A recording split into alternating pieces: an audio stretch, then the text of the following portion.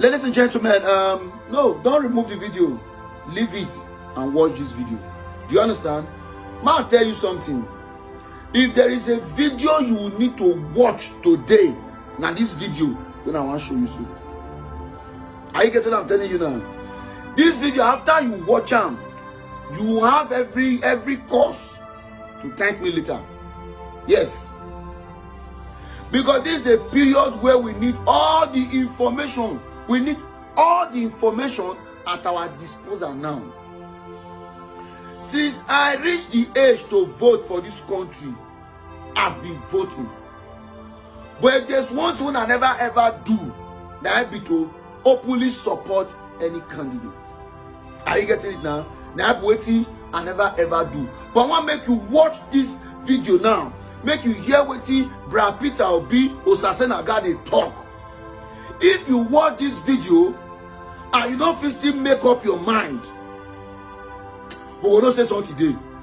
Are you getting it now? Watch this video. Father was talking about my trip to Egypt. I said, Father, we're talking about power. It's so difficult.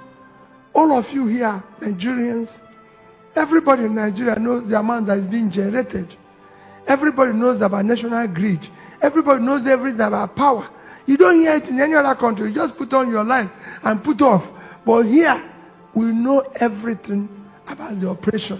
And yet, we don't have the power. This country used to generate in the 60s, over 1,000 megawatts of electricity. In the 50s, the first time this country borrowed money was in 1964. When we borrowed money from World Bank, $82 million to build the Kainji Dam. You need to go and see the letter written by the Prime Minister and the reply of World Bank.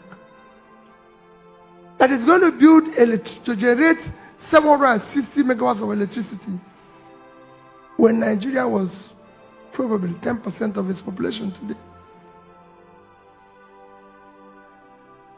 Almost 60 years after, we can't generate more than 4,000. The second biggest economy in Africa, South Africa, is generating 54,000. And you can't generate 4. And there's 60 million. The third biggest economy in Africa is generating 58,000, Egypt. I was just showing Father again how I went to Egypt and what happened, why I went to Egypt. I told him that even the next day I had to leave because they were telling me you stay and meet the president. I said I didn't come to meet them.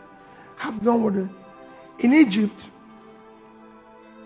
at all time, they must hold 50% excess power to what they need. In Egypt, it's recorded. Total need for power in Egypt is 30,000 megawatts. Total production is 58, but they must hold always 45,000. Always.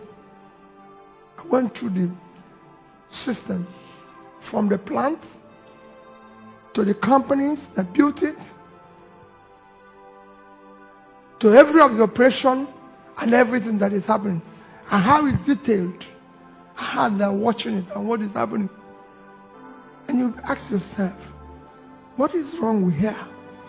What did we do wrong? You know, is it prayers? Or do we go and hire native doctor? What are we going to do to solve this problem? We have to combine everything to get it right. What are we going to? What is wrong here? What is shocking is that Egypt built their power plants. You can go and Google, for those of you who read, 3 countries of the world built the fastest power plant in the past 5 years.